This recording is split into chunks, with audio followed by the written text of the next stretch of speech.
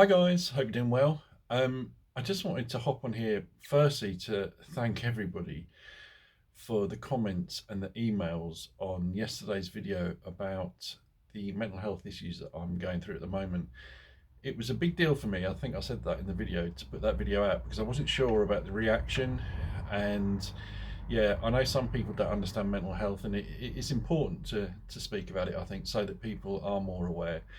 But I was shocked by the amount of comments from you lot that have suffered or are suffering similar sort of things as I have and am. So it was incredible. It was really, really helped me. I'm sorry, because of you, you were helping me, but it just made me feel that it wasn't just me. You know, you kind of always think, what's wrong with my head? Is something broken that I get like this, and it was really refreshing and helpful and yeah, comforting to know that I'm not alone and a lot of people suffer the same sort of thing. So thank you so much. I won't probably continue talking about it because I it doesn't I don't think it's really, maybe I will, I don't know, yeah, I'm not going to make a big deal about it. As I said to you yesterday, I want to move on and get well, and yeah, but you have really helped, so thank you so much.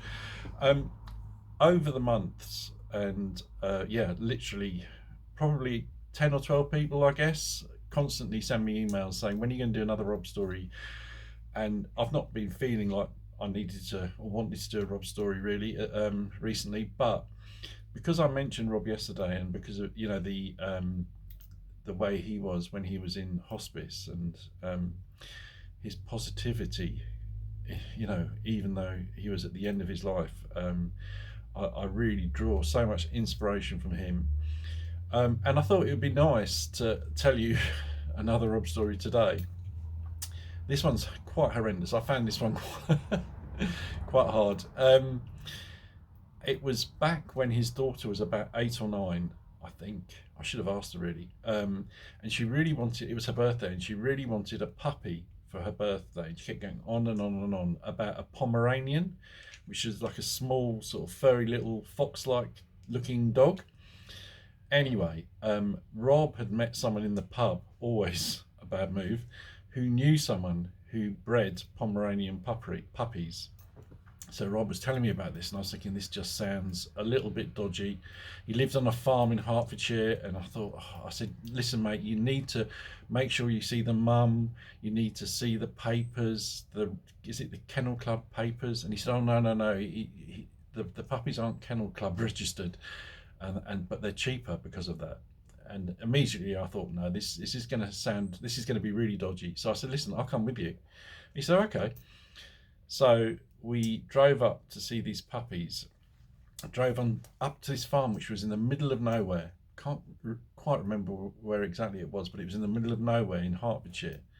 And we got out the car, and this guy came out, and I thought straight away, this guy is dodgy. Rob thought he was just eccentric, and he took to him a little bit. He thought he was quite amusing, but I just didn't trust him. And he said, "Oh, you come to look at the puppies?" Yes. So we went into this barn, and he said, "Oh, and there were loads of other puppies." That's another like red flag straight away. But Rob's going, no, it's a business. People are allowed to have businesses, and they all look really clean and happy. So he was chatting to us and asking, you know, what it was that you wanted out of a dog, and you know, you have the care package that they give, you know, all this food, and they've been jabbed and all this stuff. And he said, right, I'll go off and get we've got 2 left. I'll bring them both out. So he went off, and I said to Rob, for one, this is dodgy, mate. He said, no, it's fine. I said, okay. So I said, 2, I said, I think the guy thinks we're a couple. And Rob said, yeah, he definitely does. He said, it's funny, isn't it? I said, it's not funny. You need to tell him that it's for your daughter. No.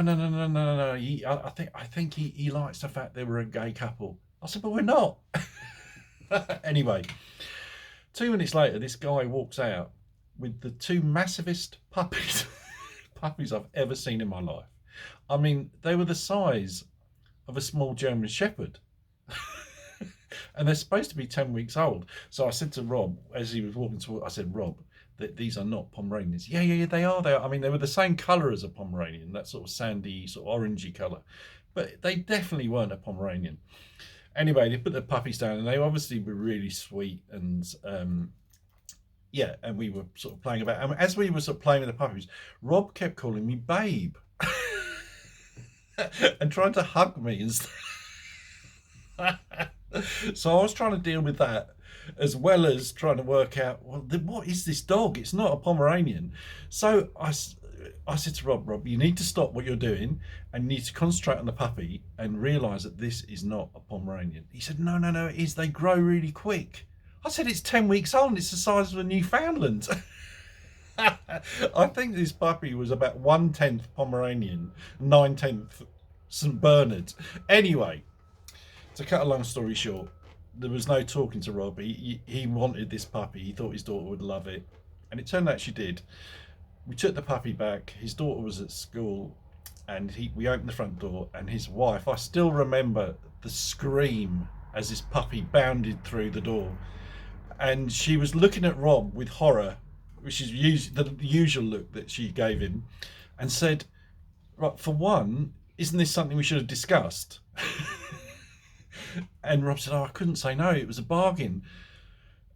And she said, two, she wants a Pomeranian. And Rob said, it is a Pomeranian. And she said, that is no way. That's 10 times the size of a Pomeranian. Anyway, they argued it through and they couldn't take the puppy back. And the puppy was very sweet. But the next issue was that his wife then said, you know that she wants a girl dog and you've got a boy, quite clearly. And Rob said, no, she doesn't. Yes, she does. She's already named it Betsy. So Rob said, right, we just don't tell her. Just you can call a dog Betsy even if it's a boy. So 3 years down the line, the dog, the Pomeranian dog, was fully grown. It came up to probably my hip. It was a boy dog called Betsy. And the funniest thing is when Rob used to take him out for a walk, everyone used to say, what is it? And he used to say, it's a Pomeranian.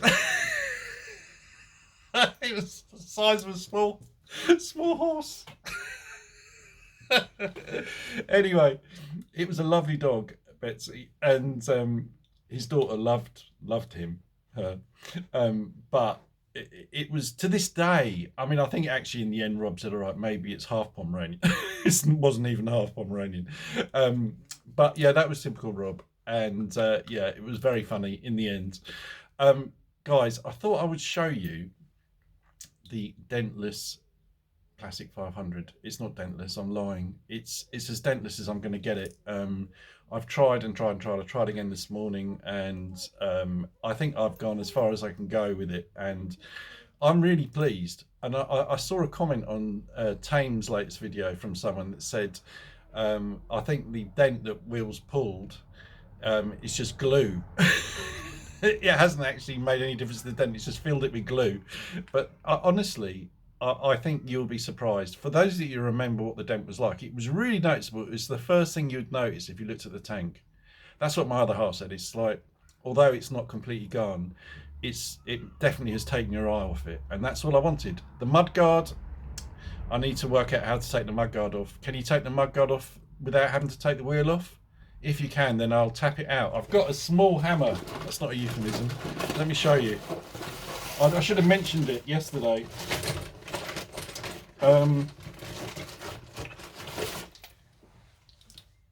It's like rubber and sort of plastic, so I can knock, if I can get the mudguard off, I can tap it away. And it also comes with, I haven't prepared this, have I? These little sticks that have got little points on them, so you can tap the hammer easy. Right guys, let me show you the Classic and you can tell me what you think. Do you know, both these bikes are keepers. I did have a little waver and thinking, oh, do I need such a powerful bike with a Kawasaki? But I really do. I think it was lack of riding that bike that made me think, do I need it? And I really do. and this baby. So you can see there's a little dent there, but the sun's in my eyes, so I can't see if you can see what I can see. It is much better. Yeah, I'm really pleased, and I could have taken it somewhere to get it done professionally, and I still might if I can find somewhere nearby, or get another tank. But I just enjoy the character of this bike. It almost includes a little dent on it, and the weird wheels and all the little things about it. There's a beautiful Z900RS. Right guys, thank you again for all your kind words and your stories. It really meant a lot. And I will be back soon. I hope you have a great week and ride safe.